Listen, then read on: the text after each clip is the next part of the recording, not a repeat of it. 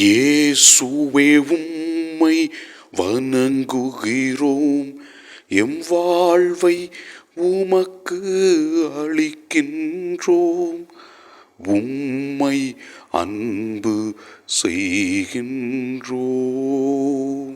இயேசுவே, உம்முடைய வார்த்தையின் வழியாக நாங்கள் எவ்வாறு உதவி செய்ய வேண்டும், எவ்வாறு ஜெபிக்க வேண்டும், எவ்வாறு நோன்பு இருக்க வேண்டும் என்பதை தெளிவுபடுத்துகின்றீர். நீர் கூறுகின்ற இந்த வார்த்தைகளுக்காக நன்றி சொல்லி உம்மை ஆராதிக்கின்றோம்.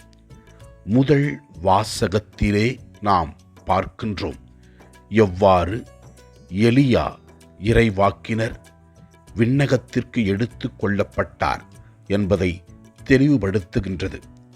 கடவுளுக்கு உகந்த வாழ்க்கை வாழ்ந்த அவருக்கு இறைவன் விண்ணகத்தை கொடுத்தார். நற்செய்தி வாசகத்திலே நாம் பார்க்கின்றோம் எவ்வாறு நாம் தர்மம் உதவி செய்ய வேண்டும் என்றும், எவ்வாறு ஜெபிக்க வேண்டும் என்றும், எவ்வாறு நோன்பு இருக்க வேண்டும் என்றும் இயேசு கிறிஸ்து நமக்கு கூறுகின்றார்.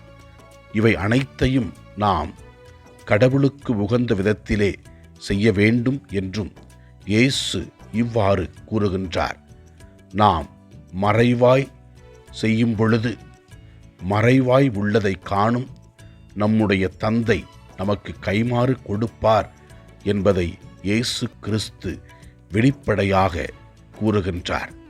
கடவுளை நாம் மாட்சிப்படுத்த வேண்டும். உதவும் பொழுது வழக்கை செய்வது இடக்கைக்கு தெரியக்கூடாது என்றும், ஜெபிக்கும் பொழுது நாம் ஆண்டவரை மகிமைப்படுத்தும் விதத்திலே நாம் உள்ளே சென்று ஜெபிக்க வேண்டும் என்றும், நோன்பு இருக்கும் பொழுது முகத்தின் தோற்றத்தை மாற்றிக்கொள்ளக்கூடாது என்றும் ஆண்டவர் நமக்கு தெளிவுபடுத்துகின்றார். இயேசுவே, நாங்கள் நல்ல முறையில் வாழ்க்கை வாழ்ந்து உதவி செய்து ஜெபித்து நோன்பிருந்து உம்மை அனுபவித்து வாழ்க்கையில் மற்றவர்களுக்கு உதவி செய்ய எங்களுக்கு வரம் தர வேண்டும் என்று ஜெபிக்கிறோம். ஆண்டவரை நோக்கி நம்முடைய குடும்பத்தின் தேவைகளுக்காக, நம்முடைய வாழ்க்கையில் உள்ள தேவைகளுக்காக ஜெபிப்போம். அவர் நமக்கு உதவி செய்வார்.